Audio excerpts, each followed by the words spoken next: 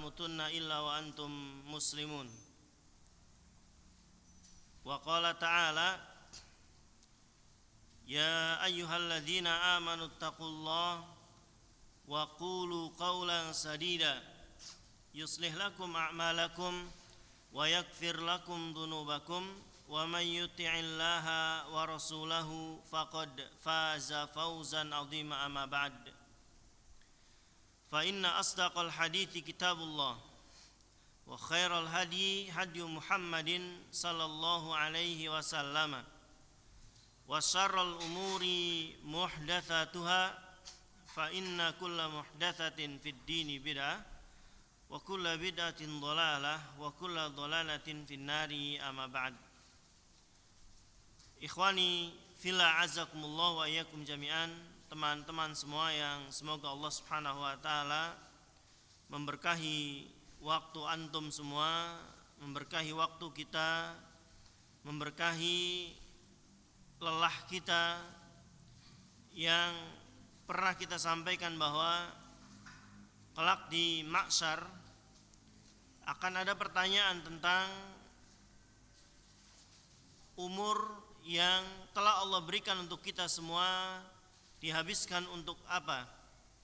An umrihi fima afna. Umurnya dihabiskan untuk apa? Setidaknya kita punya jawaban bahwa di setiap hari, kalau di Islam ini sudah masuk hari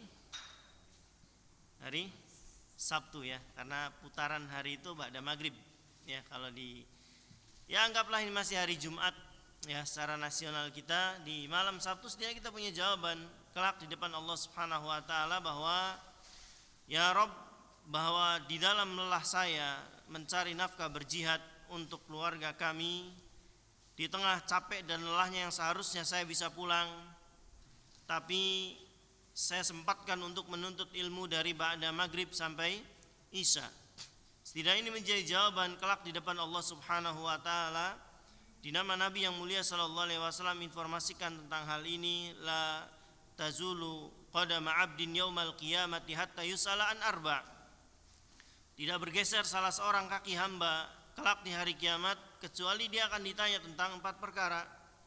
Apa kata beliau sallallahu alaihi wasallam?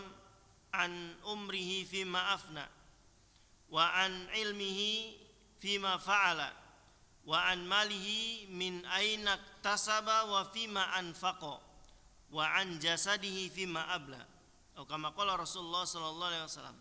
Kita akan ditanya tentang umur kita, tentang lelah capek kita dan yang semisalnya. Maka alhamdulillahirabbil alamin, Allah berikan jalan untuk kita menghabiskan umur kita di dalam kebaikan. Di sebagian manusia, umur mereka, harta mereka, pikiran mereka, tenaga mereka justru digunakan untuk memaksiati Allah Subhanahu wa taala.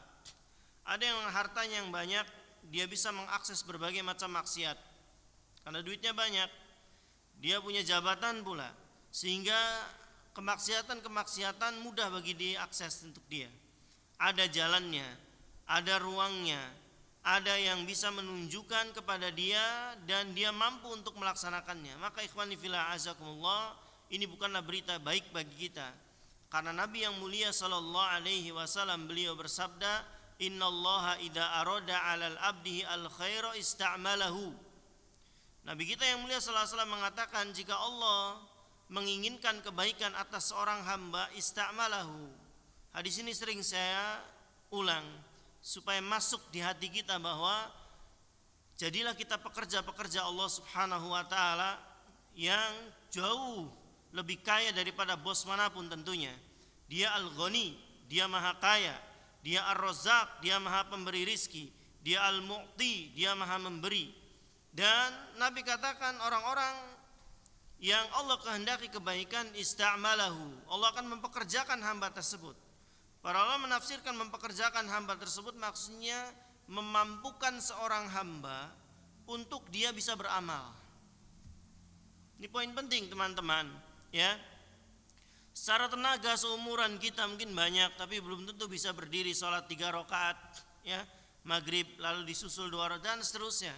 Maka alhamdulillahirabbil alamin, tentu bukan kita bermaksud menyombongkan diri kita bisa hadir di majelis ilmu, bisa salat berjamaah semisalnya. Semua ini tentu laula an hadan Allah, kalau bukan karena hidayah dari Allah kita nggak akan bisa.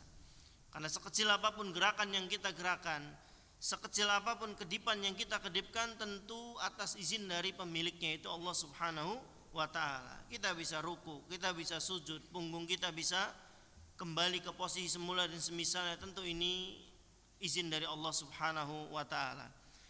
Taib, ikhwani fillah azakumullah wa iyyakum jami'an, nuwassilu darsana, kita lanjutkan pelajaran kita ya.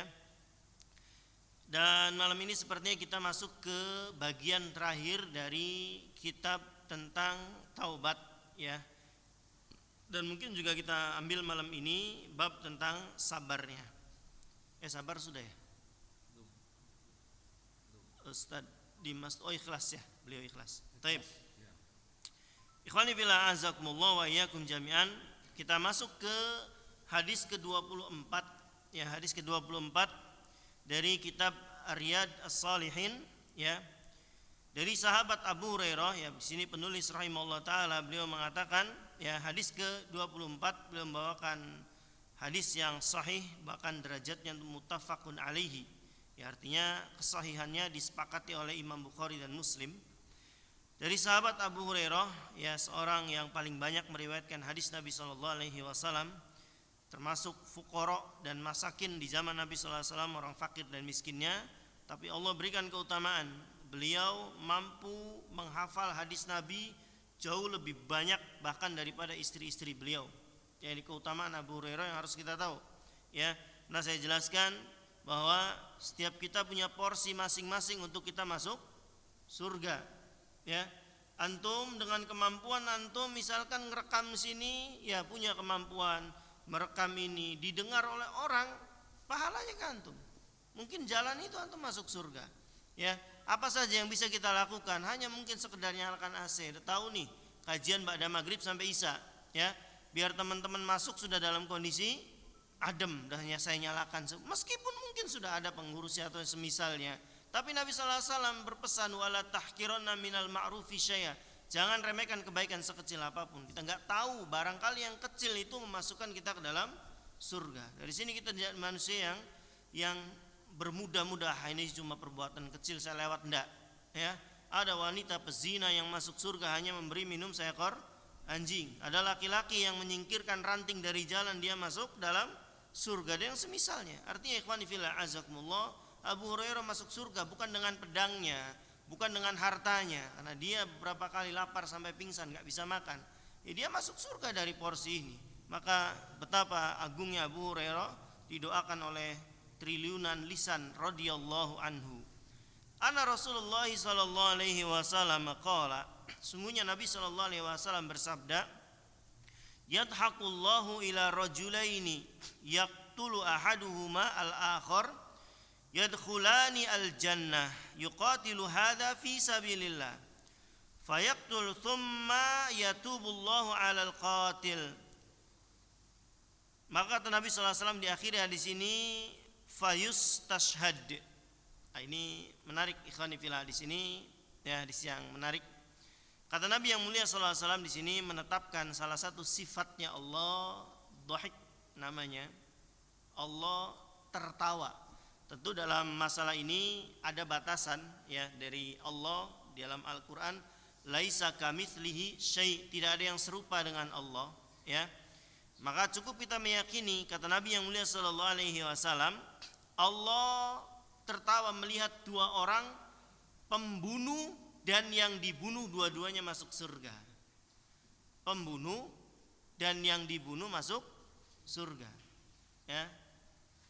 Yang menjadi soal adalah pembunuh. Kalau yang dibunuh masuk surga, ya barangkali dia lagi jihad, ya, atau seperti kita sedang berjihad mencari nafkah untuk keluarga kita, qadarullah masafa'al, terjadi sesuatu ya dan billah nasallallahu alaihi wasallam, kita harus meninggal, ya kita mati dalam kebaikan. Kalau ini tidak pusing. Masalahnya ini pembunuh dan yang dibunuh dua-duanya masuk surga. Ya.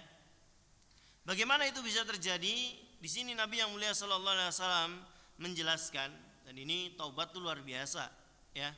Sudah kita jelaskan panjang lebar bahwa sebesar apapun dosa kita, ya, Allah pasti maafkan karena Allah Maha Pemaaf.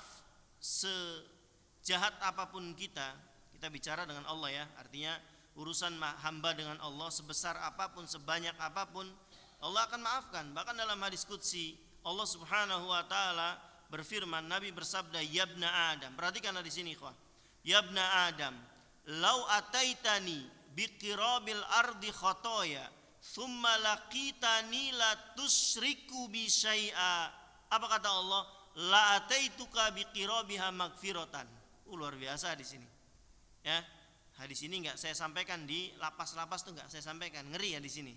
Kalau sampai didengar mereka. Karena di sini menggambarkan betapa luasnya rahmat Allah, itu mudah bagi Allah mengampuni dosa itu. Di sini hadis qudsi Allah katakan, "Yabna Adam, wahai anak Adam." Berarti kita semua toh? Ya. Bukan seperti teorinya siapa?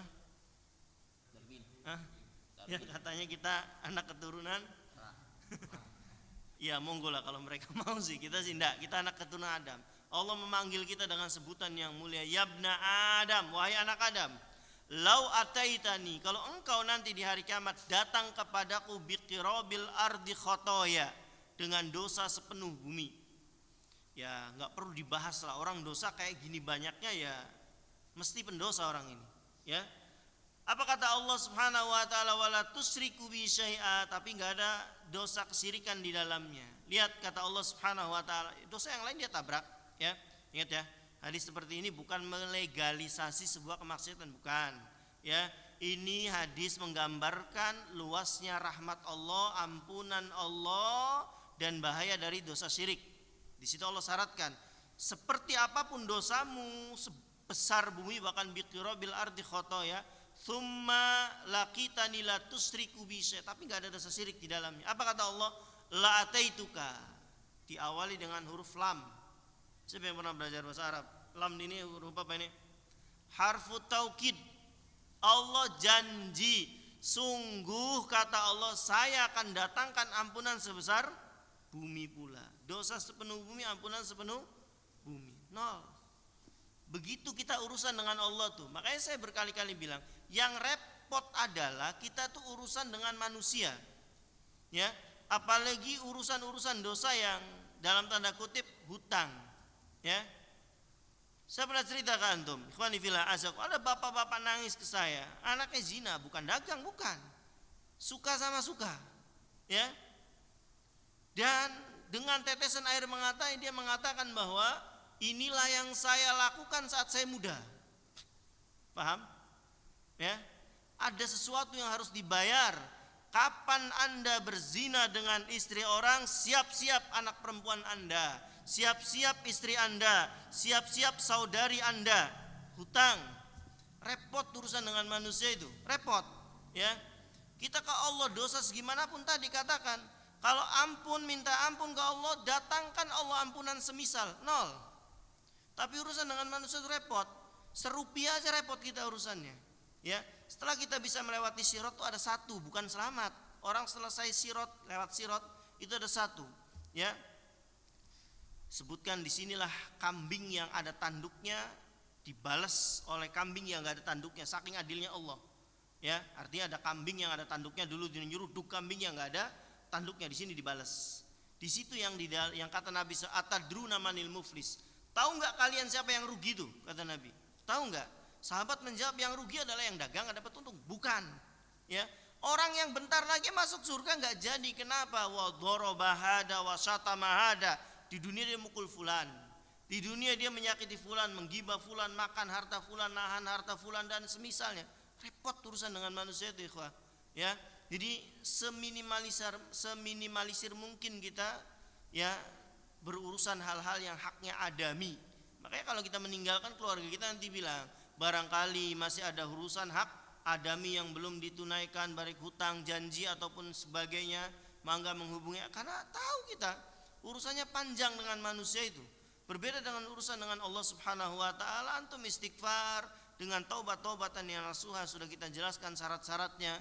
Ya, minimal 3, dia menyesal, dia berjanji tidak mengulanginya lagi, ya, dan berazam untuk ya meninggalkan dan menjauhi sebab-sebab yang bisa menjerumuskan, Allah maafkan. Allah punya nama Al-Afu, Maha Pemaaf. Allah punya nama Al-Ghafur, Maha Pengampun. Dia akan mengampuni sebesar apapun dosa. Tapi ikhwani fillah azakumullah, hati-hati di sini. Baik, kita kembali ke hadis tadi. Nabi mengabarkan bahwa ada dua orang laki-laki, ya, ila rajulaini yaqtulu ahaduma al-akhar yadkhulanil jannah. Dua orang laki-laki yang hendak saling membunuh, tapi dua-duanya malah masuk surga. Ya, ternyata yang dibunuh pertama kali yang meninggal dia sedang jihad, sedang membela agama Allah, sedang berjuang. Ingat ya, jihad itu dalam Islam bukan fase pertama. Salah kalau orang menafsirkan bahwa jihad itu adalah start pertama dari penyebaran Islam, salah besar. Nabi sebelum menyerang ke satu daerah beliau ngirim surat. Ya, kalau rajanya non muslim dia akan tulis ya min Muhammad, bismillah min Muhammad. Jadi enggak assalamualaikum, karena assalamualaikum doa. Ya, maka bismillahirrahmanirrahim min Muhammad.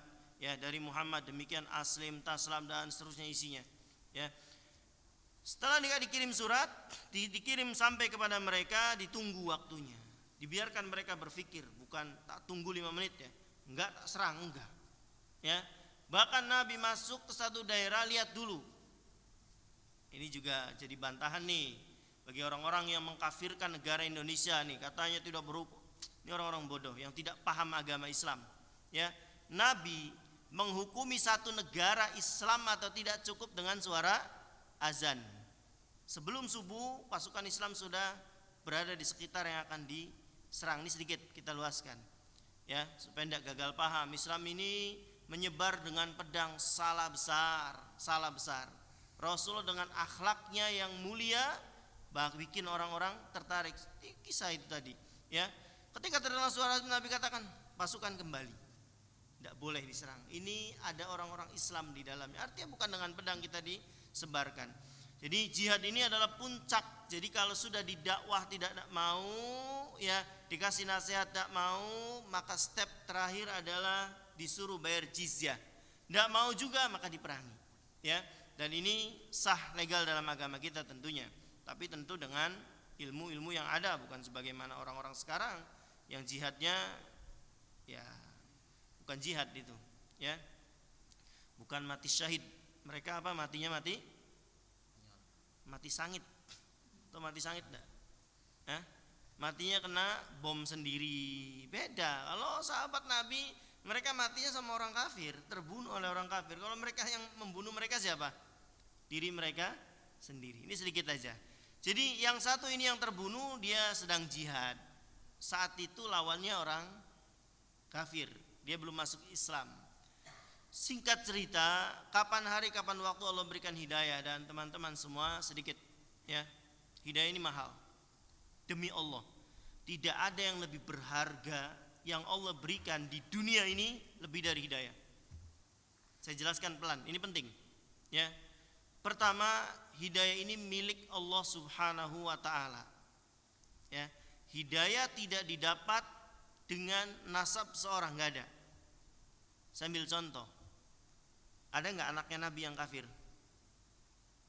Ada enggak anaknya Nabi yang kafir? Nabi siapa? Nuh. Nabi Lut, istrinya kafir. Ya, tidak menjamin artinya. Hidayah ini milik Allah Subhanahu wa taala. Dan hidayah ini ikhwani fillah azakumullah, kalau kita pikir kan manusia itu bukan hanya kita. Ribuan miliaran. Pertanyaan sederhana saya, apa semuanya menyembah Allah? Enggak. Ada yang nyembah sapi, ada yang nyembah matahari. Kita enggak bikin fitnah. Kenyataannya memang seperti itu. Ada yang nyembah binatang lain, ya, nyembah pohon, apalagi batu mungkin, ya, bermacam-macam dunia ini. Bahkan di sebagian negara ada satu tempat peribadahan, saya nggak sebut karena ini direkam, ya kita ada aturan, ya. Segala sesuatu yang bisa diakses oleh semua orang, kecuali ini tidak disebar kecuali ke karyawan aman, ya posisinya. Ini adalah beberapa perkara aturan media yang nggak bisa kita langgar, meskipun ini sedang di forum kita, tidak ada orang lain, tapi tidak, ya. Saya nggak sebut satu agama, saya nggak sebut satu ajaran. Ada satu tempat ibadah yang di dalam isinya tikus. Enggak, lihat, tikus. Mereka makan, minum bersama di situ bersama tikus, disembah itu tikus. Ya, nggak jauh-jauh di Indonesia saja. Ada binatang, ya, kebo. Barangkali mau diakses silahkan. Cari clue-nya Kiai Slamet. Siapa yang muncul? Ada. Klik nanti di YouTube Kiai Slamet. Yang muncul siapa? Yang muncul saya bukan. Kebo bule. Ya, kebo bule. Lihat apa keyakinan orang-orang yang menyembahnya. Ya, bekas mandinya, air kencingnya semisalnya. Ikhwani fillah, untuk kapan-kapan kita jelaskan bahaya syirik ini luar biasa. Bukan hanya merusak agama, bahkan akalnya manusia pun bisa rusak. Pernah dengar nggak Sumanto? Pernah dengar nggak? Kenalan tuh. Jangan sampai kenal, kalau kenal bahaya. Tahu kita, udah tobat beliau, udah tobat Masya Allah. Ya, semoga Allah kokohkan dalam hidayah. Ya, kalau nanti kapan-kapan insya Allah kita bahas secara khusus Mas ini, ya, Mas Saiful, ana izin. Ini penting, ya, karena kesyirikan ini bahkan merusak akalnya manusia, nggak bisa membedakan mana bau, mana jorok, mana bangkai, mana enggak. Pak Sumanto ini kan nggak kepikiran di pikiran kita gimana dia nyayat daging mayat, kan? Ya, lalu dia bawa ke rumah, dia masak, dia makan. Kita nyeritain aja enak, ya. Kok dia nggak bau? Kan bukan sekali dia ngelakukan, berkali-kali sampai ketangkep.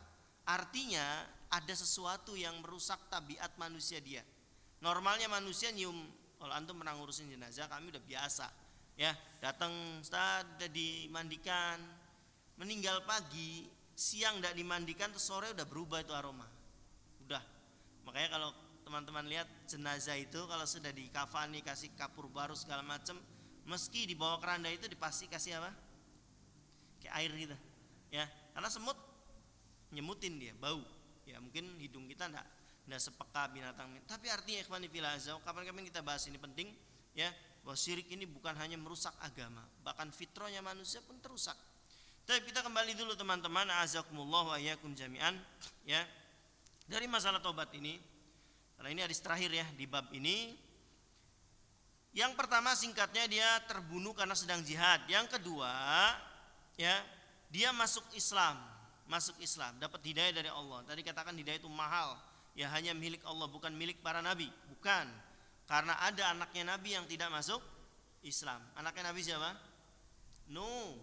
Ada istrinya nabi yang enggak masuk Islam, istrinya Nabi Lut. Dianya memerangi homoseksual, istrinya malah dukung homoseksual. Dan hidayah Islam ini teman-teman enggak didapat dengan kecerdasan kita, enggak. Ada Einstein, kurang cerdas apa dia? Ya, IQ-nya diakui dunia. Apa dia masuk Islam? Tidak. Ya. Orang munafik di zaman Nabi ngelihat Nabi enggak? Ngelihat. Bahkan mereka ikut sholat di belakang Nabi loh. Ketika Nabi bilang waladhdallin ghairil maghdubi alaihim waladhdallin, mereka bilang amin, melihat mukjizat. Tapi dapat hidayah enggak? Enggak. Jadi hidayah ini mahal. Pernah enggak kita mikir, kenapa kita di Indonesia jauh kan dari sumber wahyu ini kan jauh. Sumber wahyu kan Mekah dan Madinah, enggak Palestina. Antara itu toh, ya, tempatnya para nabi dan rasul. Pernah kita pikiran kenapa kita yang di sini dapat, sementara ada orang-orang yang tinggal di Mekah dan Madinah saat itu ada Abu Jahal, ada Abu Lahab, mereka justru nggak masuk Islam. Pernah kita berpikir, kok saya yang dapat? Ya, saya nggak punya jasa, saya nggak pernah ikut perang dengan Nabi, saya nggak pernah membela Nabi, saya dapat Islam. Sementara ada sebagian kayak pamannya Nabi kan, beberapanya, ya, atau mungkin sanak kerabatnya Nabi Shallallahu Alaihi Wasallam, atau nabi-nabi yang sebelumnya tadi kita sebutkan, justru mereka tidak masuk Islam. Karena hidayah ini milik Allah, makanya Allah turunkan innaka la tahdi man ahbabta walakinallaha yasha. Orang kedua ini dia berdosa karena telah membunuh seorang muslim, tapi saat itu posisinya dia masih beragama selain Islam. Singkat cerita dia masuk Islam. Ketika dia masuk Islam, dia pun membela Islam. Perhatikan.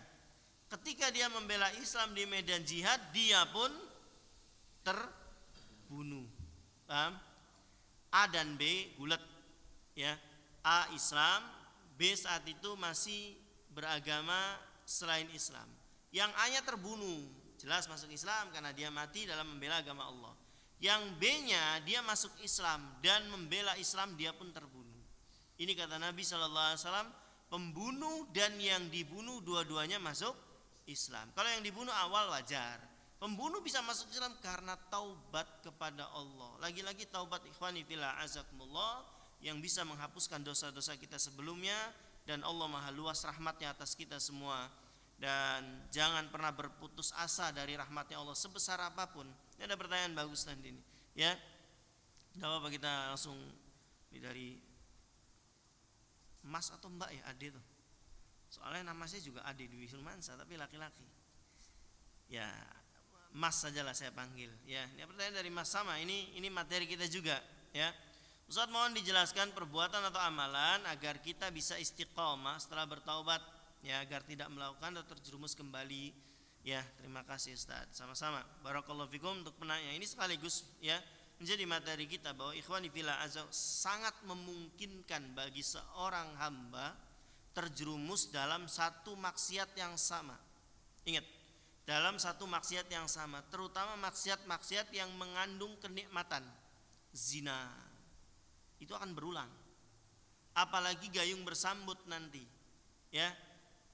Dengan perempuan atau dengan laki-laki yang sama, ketika ada akses kembali, maka ini akan terbuka. Ya, nanti bagaimana caranya insya Allah nanti kita jelaskan habis ini. Ya, tapi ada manusia yang terjerumus dalam dosa yang sama. Termasuk judi online itu penyakit yang nggak bisa serta merta disembuhkan. Percaya sama saya, ya, nggak bisa serta merta itu disembuhkan, nggak bisa. Kita bawa dalil, kadang-kadang nggak mempan. Kenapa?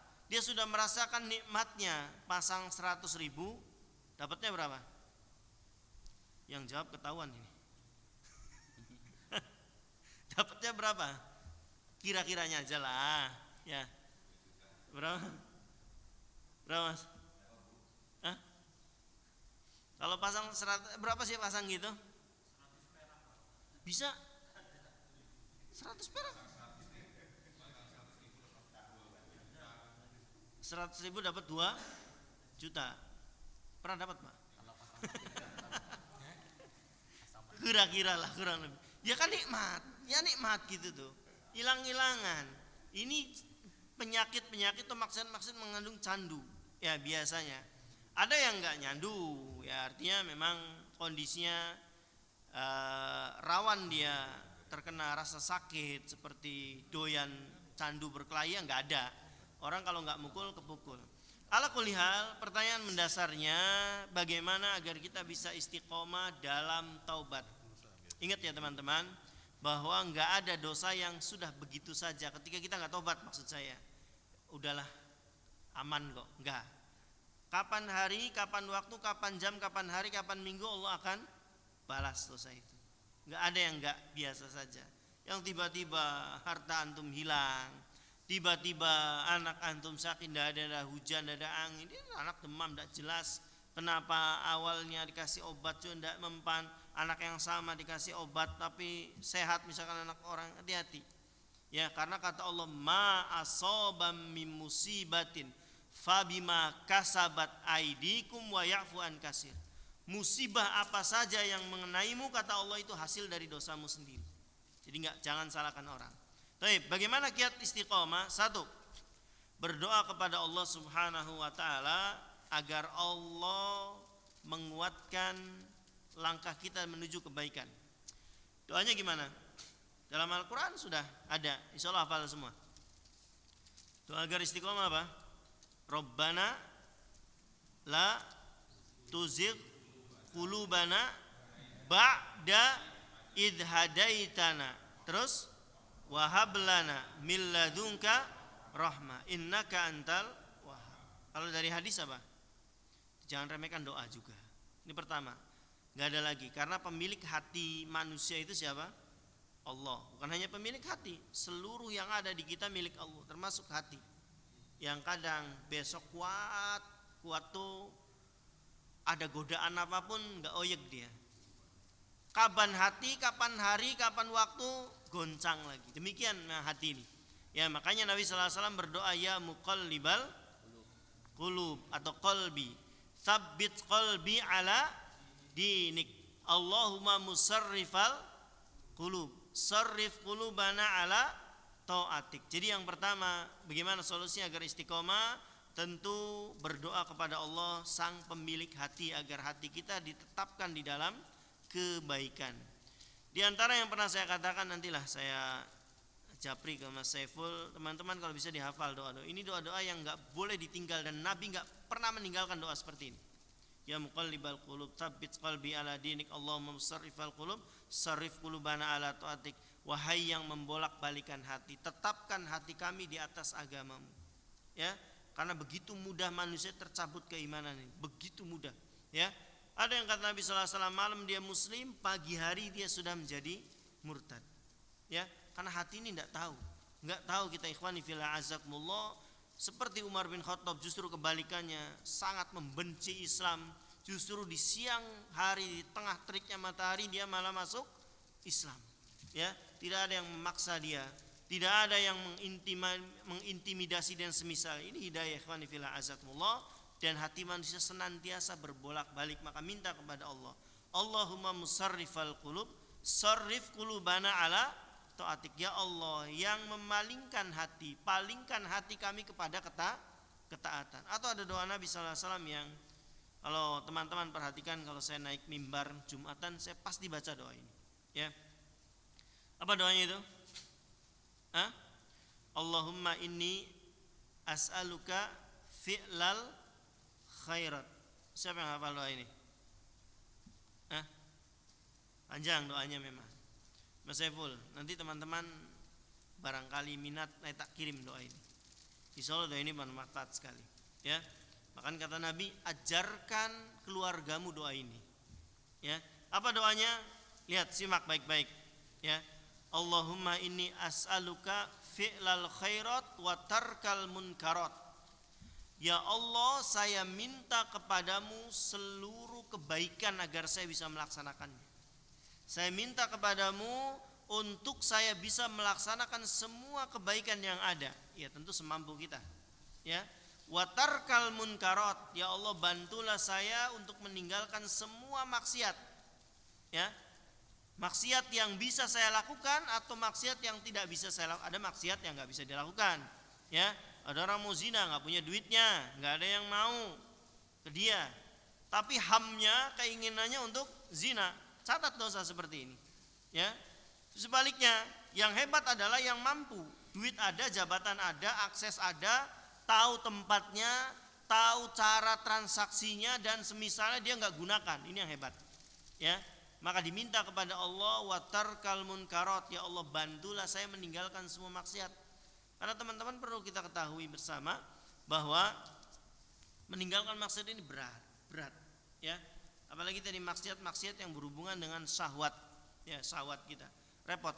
Ya, bahkan sekelasnya Nabi Yusuf, pernah saya jelaskan, sekelasnya Nabi Yusuf pun, ya, kalau bukan karena pertolongan Allah, dia akan terjatuh pada dosa zina.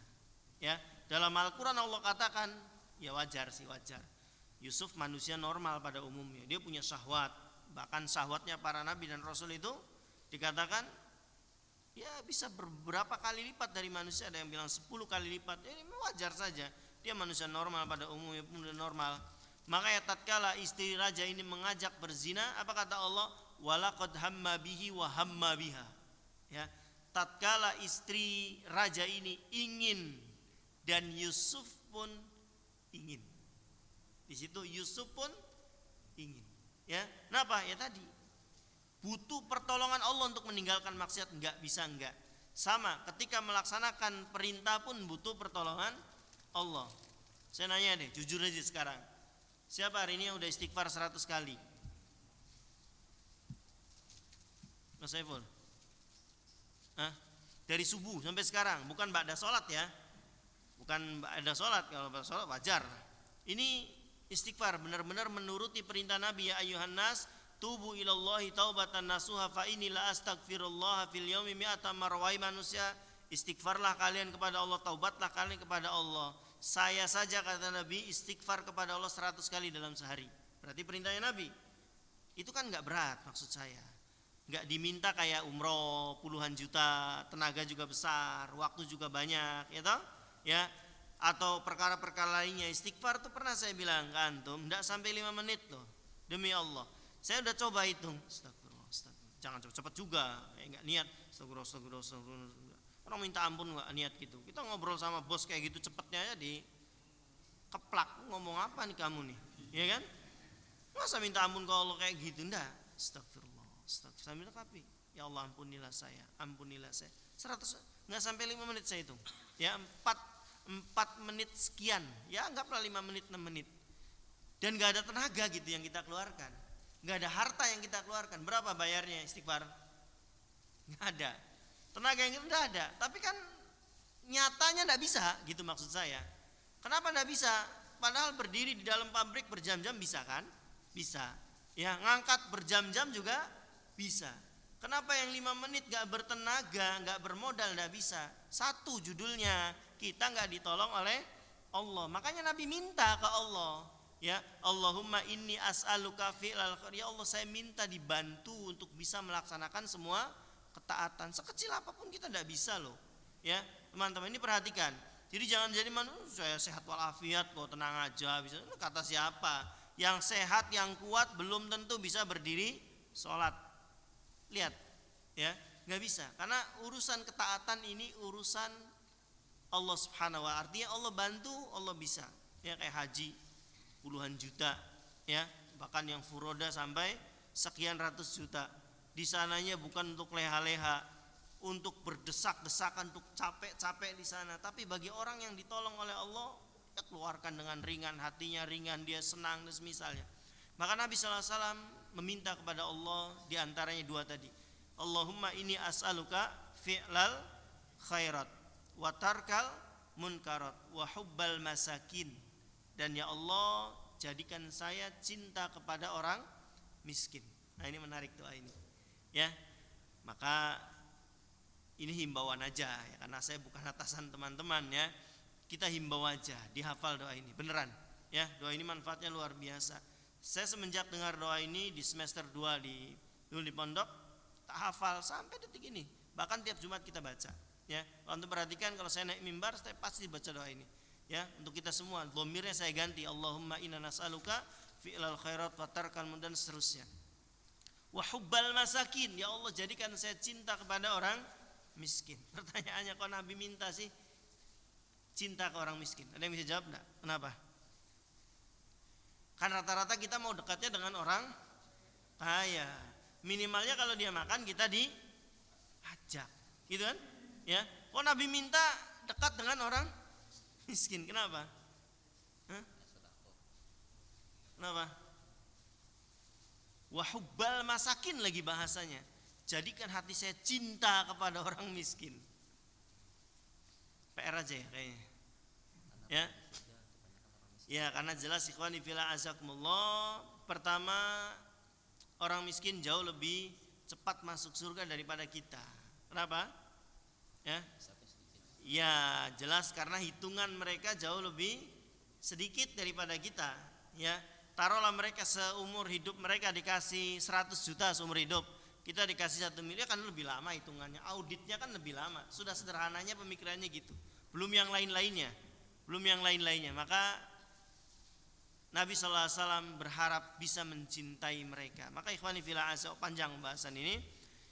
Dan seterusnya dari doa ini luar biasa. Tentu bukan waktunya kita menjelaskan ini. Artinya ikhwani fillah azza, 2 potong tadi. Was'aluka hubbaka, ya, atau was'aluka fi'lal khairat wa tarkal munkarat. Taib ikhwani fillah azakumullah, itu hadis terakhir dari masalah taubat, ya. Kita masuk ke bab terbaru kita, masalah sabar. Sebelum masuk sabar, barangkali ada pertanyaan, silakan dulu. Nanti kalau tidak ada kita lanjutkan ke masalah sabar. Sabar ini perkara yang ya tiap detik harus ada. Ya, karena manusia itu diantara 2 saja. Sabar dan syukur. Dikasih nikmat syukur, dikasih tidak nikmat dia sabar. Sabar ini penjelasannya panjang, ya. Tapi sebelumnya barangkali ada pertanyaan, silakan secara langsung aja, ya. Silakan dulu. Saya kasih waktu 1 menit. Nanti habis itu kita lanjutkan masalah bab tentang as-sabr. Fadhal.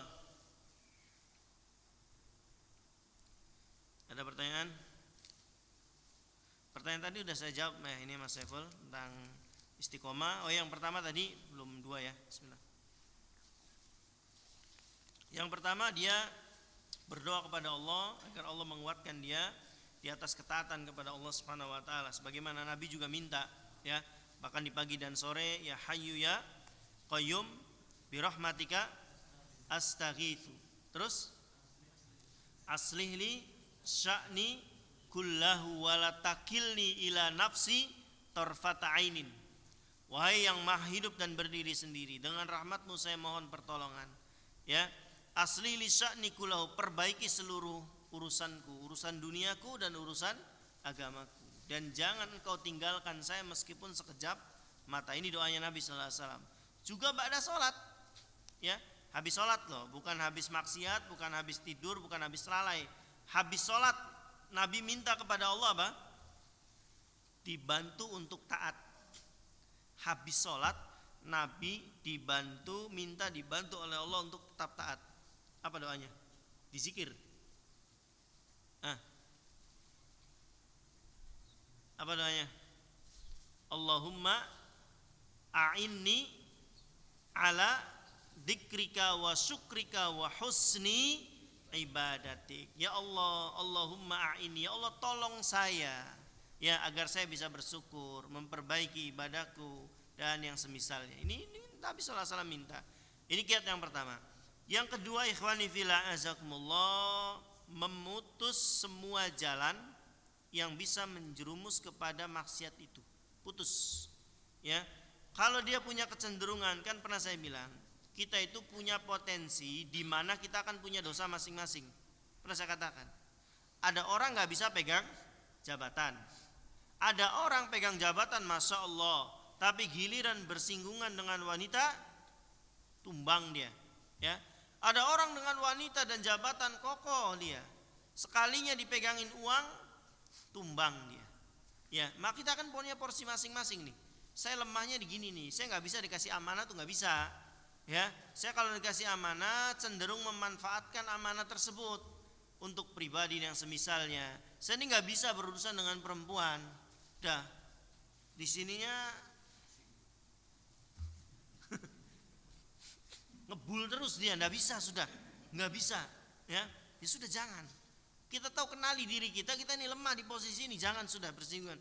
Anda bisa ikhwani fillah azza. Manusia itu punya sisi masing-masing di mana kelemahannya ada. Jangan bersinggungan dengan itu, ya. Lalu tutup semua pintu-pintu yang menjurus kepada kesana. Contoh zina misalkan, dia tutup semua yang hal kesana. Seperti yang saya bilang, akses kesana tutup. Kalau punya nomornya ya dibuang. Bila perlu kita ganti nomornya, ya. Kalaupun satu kerjaan, minta ke atasan supaya dipisah. Misalkan ada sub-sub ya, sub-sub ini bagian ini, minta dipisah sebisa mungkin. Ya, sambil kita terus berdoa kepada Allah agar dijauhkan dari maksiat, ya. Dan yang kedua tadi, tutup semua celah-celah yang bisa menjerumus kepada kesana. Dalam agama Islam ada satu kaidah, ya, al-wasailu laha ahkamul maqasid. Sebuah wasilah dihukumi sama dengan tujuannya. Jadi hati-hati.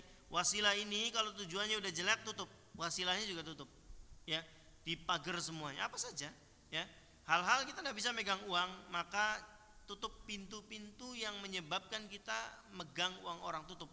Nggak mau saya jadi bendahara, nggak mau saya tukang ngumpulin infak sekedar misalkan cuma berapa ratus ribu, jangan. Saya tuh lemah kalau megang uang, sudah jangan.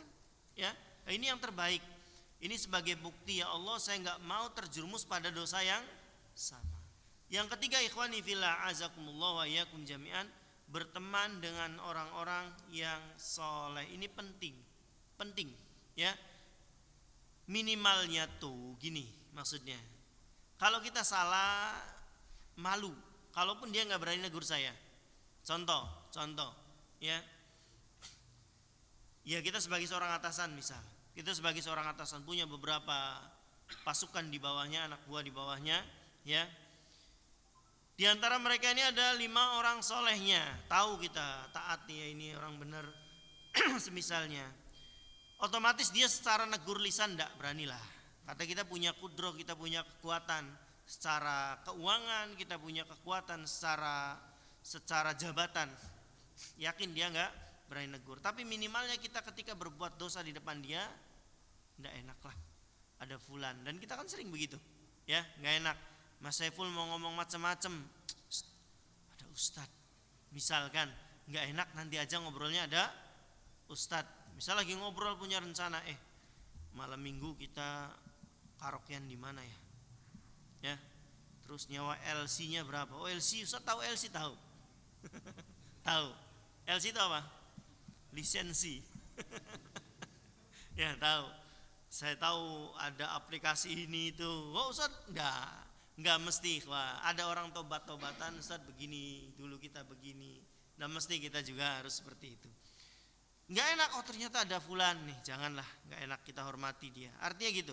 Yang ketiga tadi berteman dengan orang-orang yang soleh, minimal dia jadi rem. Minimal kita malu kalau kita berbuat maksiat di depan dia. Syukur setelah itu kita dapat teguran dari dia. Itu mungkin 3 hal yang bisa kita jadikan sebab untuk kita istiqomah. Satu, doa. Yang kedua apa tadi? Menutup segala pintu yang menjerumus kepada maksiat yang sama. Yang ketiga apa? Berteman dengan orang-orang soleh. Ya, ini mungkin 3 sebab yang bisa kita lakukan. Ya, karena memungkinkan.